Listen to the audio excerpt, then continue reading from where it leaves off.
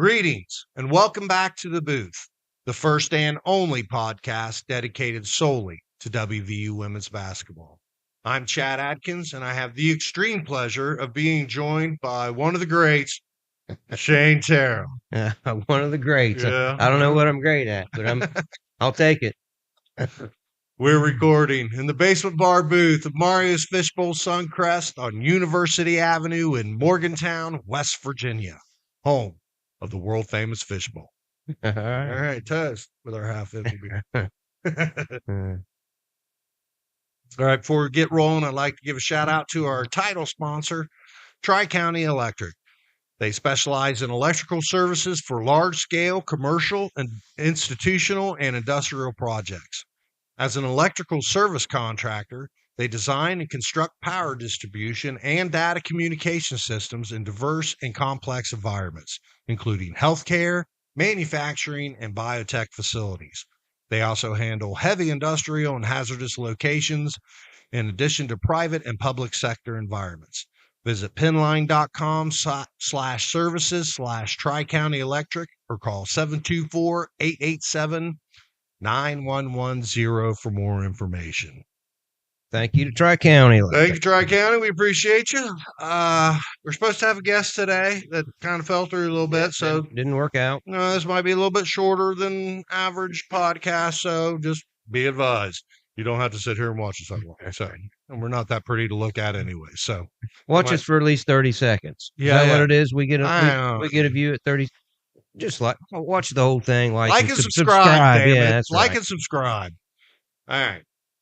So, the first two games are in the books. What was your first impressions of them? Yeah, obviously the first game was a little started a little slow. I don't know if I was head shaking or not, but it was kind of like, what the heck? But yeah, we had talked with some of the coaches at the a little I don't know what you call Meet that, and fun greet. meet and greet. Yeah, Mhm. yeah. We got a chance to talk to a couple of them, and they kind of anticipated that. There's a lot of high expectations on the team this year. First game, kind of some new players. So yeah, it started a little slow, but they definitely got it worked out. So Yeah.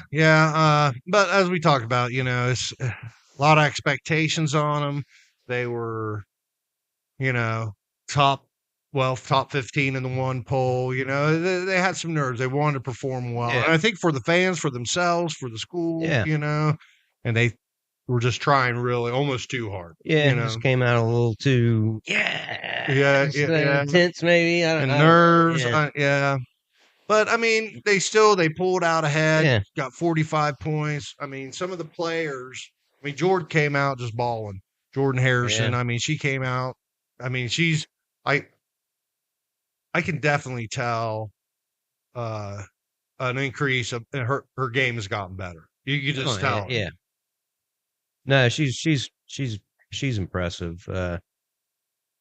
Just the way she leads a team, she puts herself in situations to help the team no matter what. Yeah.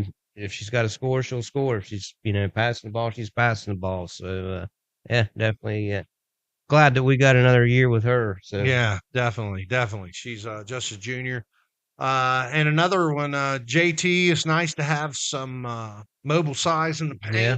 There, she's Coach Kellogg says she's got great feet in there, some control.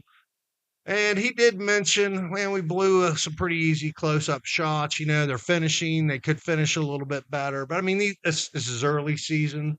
This is things we, are going to work on. Freshman, so her first it's only dabble going to get better to another level. So definitely going to get better. And another huge Sydney Shaw. My goodness. Yeah. My goodness. Yeah, very impressed with her that second game. She admittedly herself, she admits that she's never been a defensive player, but she played really good defense. I think she's had against four. Niagara. Yeah, I think she's had 4 steals a game, both games. And at least right now, I'm not sure. Let's see. Well, I'm not sure what her 3-point accuracy is, but it seems she's high. smoking. I don't know She's what smoking, it is, but man. She is smoking, and it's great to have that threat. Now we have an inside-out threat. They better be guarding JT, and if they're not, I mean, if they are, we're going to have some open 3-point shooters out Yeah. there. The Niagara game was just amazing. Scoring going over the century mark. You could tell they were visibly frustrated. I mean, because they're like the Division II version of us, to be quite honest. They took Syracuse. They got a ton of steals against Syracuse, and we just shut them down. We Yeah. just absolutely shut them down. I think they had 15 points in the first half or something like that. I mean, even though they face a press every day because that's what they do in practice, they didn't have a whole lot for it. No, they didn't. They did that. And we did play them last year, so I think give a shout out to the coaches because they had some. They could scout them a little bit, had some tape on them, so I'm sure they seen some things that helped in the game plan for it too. So yeah, they didn't. Yeah. I think Coach Kellogg, even at the end of the game, said he gave a huge shout out to the scouting team. Yeah. Because they had it down. They did exactly what they thought they were going to do. Right. So that was a big shout out. I mean, and JT had a killer night there. I mean, I think it was JT, Jordan Thomas, and Shaw that did the post game interviews. Yeah. I mean, Shaw, I think she's done both post game interviews. She's just been tearing it up. I mean, but yeah, I mean, it was a good start. It was a good start. I mean, they can work on some things like, we were saying finishing around the basket. They still were blowing some daisies, I call them, some layups right there. Yeah. I mean, Coach mentioned that they need to work on that a little bit, but also they had the free throws. They were hurting a little bit. They missed a few there in the beginning, but they ended up with a decent percentage, I believe. Yeah. But I mean, it's stuff that can be worked on. Yeah. And that's the big thing. That's the big thing. It can be worked on. Yeah, probably another, maybe, I shouldn't call it a surprise just because we haven't seen her yet, but let's give Zia Nugent a little shout out. 1,000 points. 1,000 points for points. Zia. And congratulations there. We'll toast to that. We'll toast to her, yeah. And we haven't really, obviously we haven't got to see her play yet, so we didn't really even know what to expect. Yeah. Yeah, definitely. I think she's going to contribute to the team this year. Yeah, I mean, I was shocked at how fast she was off the dribble. I mean, there's a couple times when she let that quickness go, and it was pretty impressive. Well, when she was hurt, I'd see her scoot around, on that little scooter with one leg. Yeah. Like she gets around on that pretty good. I'm sure she'll do fine when she gets healed up. So yeah, and JJ, the first couple games, she got foul trouble, but she's still the leader of the team.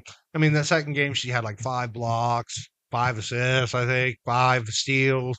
I mean, she's still out there with limited minutes. Right. Yeah, and probably still, I mean, probably of anybody, she's probably got the highest or the most pressure on her this year. She's up for a lot of awards this year.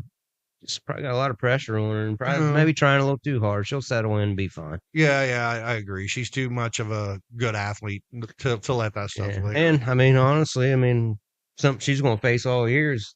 They're keying on her. Yeah. So, she's going to have she to battle that all year. She is a known commodity. Yeah. Which might detract from the others, which may be a good thing. Yeah. Maybe they'll be more concerned about our backcourt and try to lay off the front court, and we're going to have our way, hopefully. All right.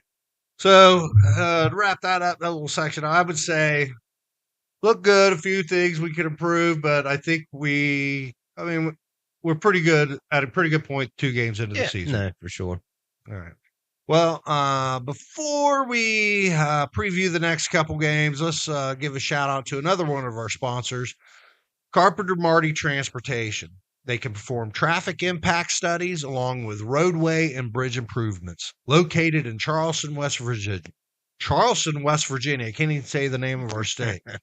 Visit cmtran.com or call 304-989-3680. Again, that's cmtran.com or call 304-989-3680 for more information. Thank you to Carpenter Marty Transportation. Yeah, thank you, fellas. Thank you. We appreciate it. Love our sponsors. Yeah, they're very kind to us when we try to transfer that kindness along to our guests, which we don't have this week. But we're trying. Well, We're trying to slip some of that love to you guys, I swear. We got a couple Power 5 opponents coming to the Coliseum this week coming up. First one, of course, is the Pitt Panther. Yeah. And currently they're 2-0. They played Canisius and Bucknell. They beat Canisius pretty handedly. I think they won by like 30 points or something, but they barely pulled out a win against Bucknell on Saturday, 64-61. And actually, they scored less points than Bucknell in the second half. Yeah. So Bucknell's D was actually able to clamp down on them. And this is basically, I mean, they do have some returners, notably the girl from Fairmont, our in-state that went up to there. Boo-hoo. Boo on her. I hope we get 20 steals on her again. But they got a ton of new transfers. The coach is really rebuilding again. The best I could see was on their list was a guard from Kentucky. She was transfer, Amaya Jenkins. She was doing pretty good. I think she got 19 points in that game against Bucknell. They've averaged 15 turnovers a game. They've been giving up, and that was against 2 Division II teams.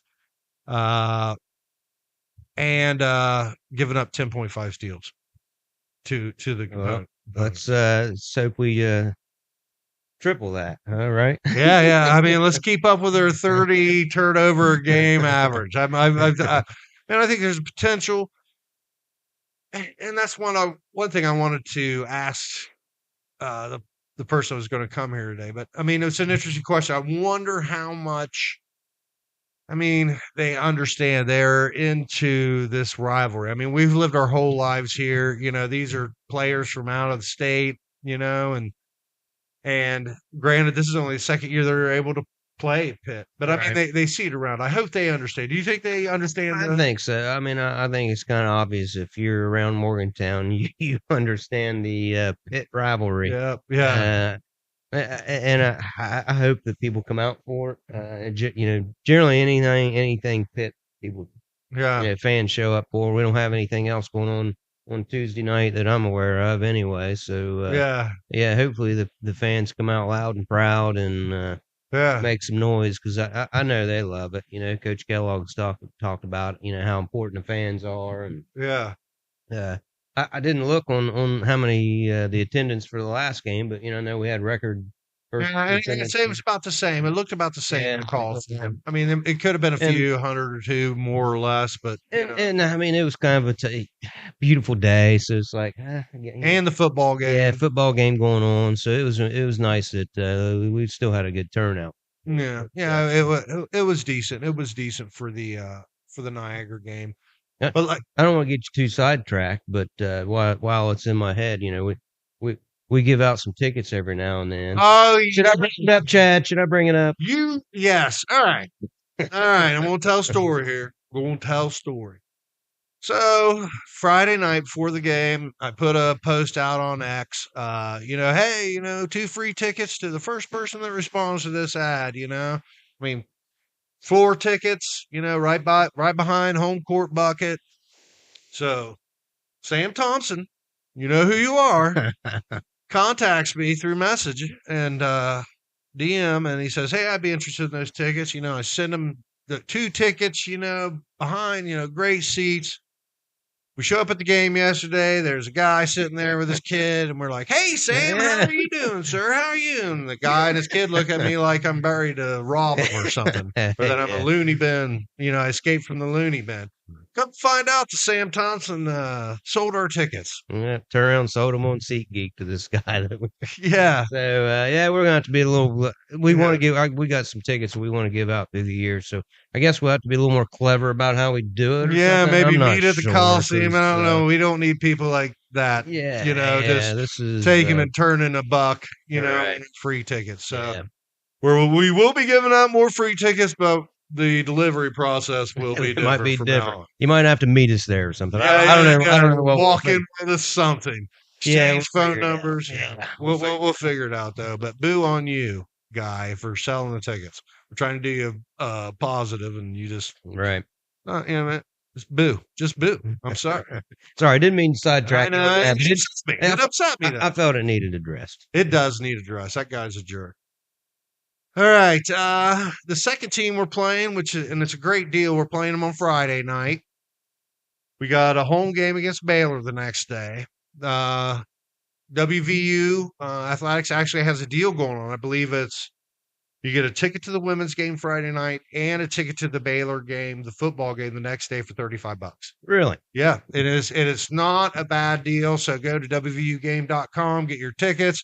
As Coach said, there should be a ton of uh, RVs out there in the lot, anyways, on Friday night. So all you RV people, just come on in. Yeah, I'm curious to see how that's going to work with parking and everything. Yeah, But, well, I see. That's the thing. I've never been over there to the Coliseum during the night before a football game. I don't know how full it is with RVs. I'm not sure. it's usually pretty full, so I don't know whether they'll restrict some of it or what. We'll see. We'll find out. We got one. I think one other game is going to be the same situation. So. Yeah, the next week, I believe. But the Texas A&M game that night, I'm feeling, I'm feeling pretty confident. I'm sorry, I feel more confident against this team than I do against Pitt.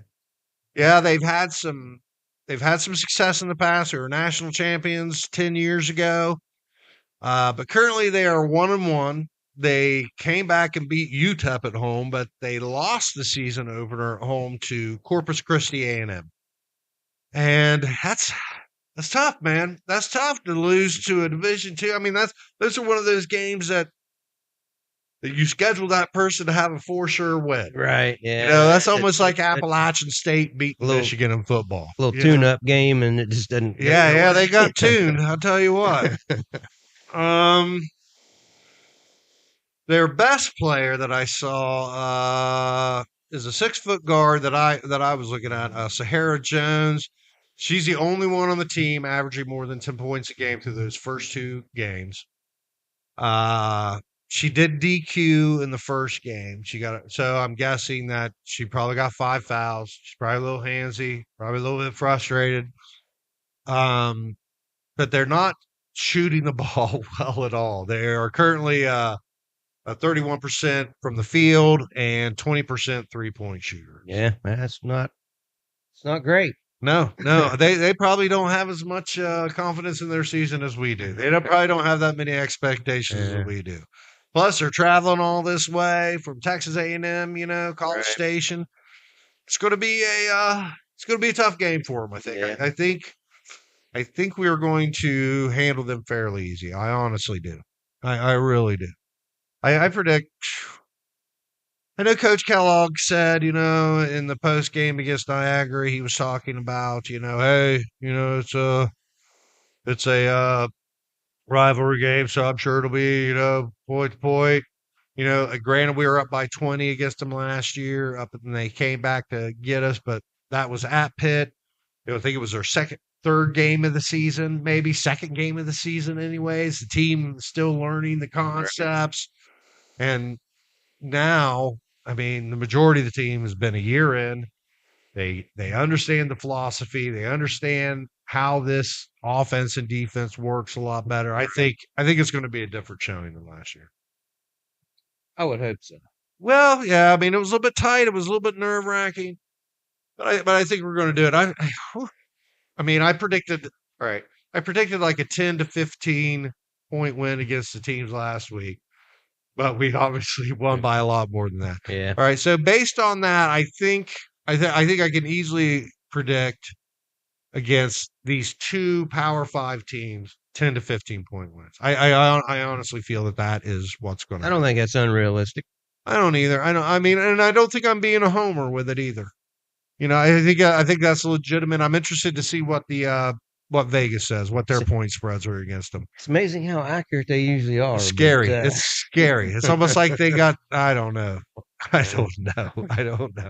It's nuts. It is nuts. And people still try to beat them all the time, and they don't. I know. That's why Vegas has big, giant buildings with shiny lights, because they're not doing that out of charity.